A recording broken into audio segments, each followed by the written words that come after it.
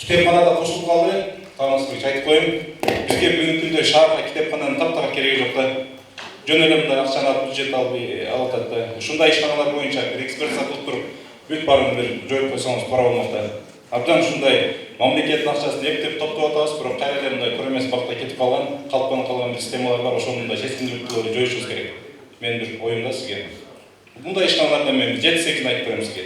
Мындай бири-бирин кайталап аткан, акчанын жөнүнө коротуп аткан, ошол көнүп калган иштеп аткан организацияларданчы.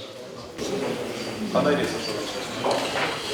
Китепкана негизгисине китепкана болуш керек да. Бул жакшы баягындай шарттарды да түзүп бериш керек менин оюм. Мен бүгүнкүдө ошо китепканалардын жакшы иштебегендиги, убагында ачпагандыгы, убагында ошо жаңы китептер менен толуктабаганы, бирок мындай китеп окуучуларды дагы бүгүнкү күндө эске алышыбыз керек. Сунушту эске алайлы, 2020 жылы депутаттарга сунуш. Акыркы суроом инвестиция боюнча атайын агентство бар, ал дагы өзгөртүп балатын. Ошол боюнча Ош шаарында конкреттүү бир отдельный орган инвестицияга жооп берип, конкреттүү ишкерлерин иштеп берсе жакшы болмок да. Биз ошол тармакта жүрүп атабыз, бирок мындай мега башласа болот да. Biz azı ошо өзгөрттүк да, өзүбүз көрүп атабыз, жакшы ой тилекмендер өзүбүз ошо сыртка чыгып атабыз да, ойлорубуз жакшы, инвестиция тартуу боюнча. Бирок быйылкы жылы канча деген инвесторлор келишти. Пандемиянын негизинен көптөгөн инвесторлор токтоп калды. Мына кырдаалдан чыга турган болсо, Кудай буйрса бул агенттикти өзүнүн жакшы болорун конкурс менен алып атабыз. Өзүнүн депутаттар жардам берсеңер, шаар инвестиция бирге иштеп атабыз.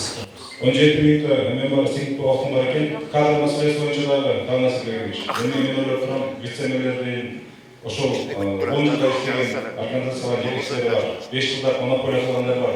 Ошолордун баарын караш керек. Убакыт келди. Бир мындай мықты жигиттер бар, ошонун баарын калып кетип.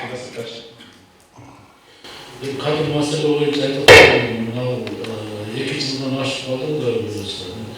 Шайлоого өтсүн, азыр мына чын айтыш керек баардыгы эле фракция жетекчилери бөлүп жигип көргөндөй эле бөлүп алышпайбы.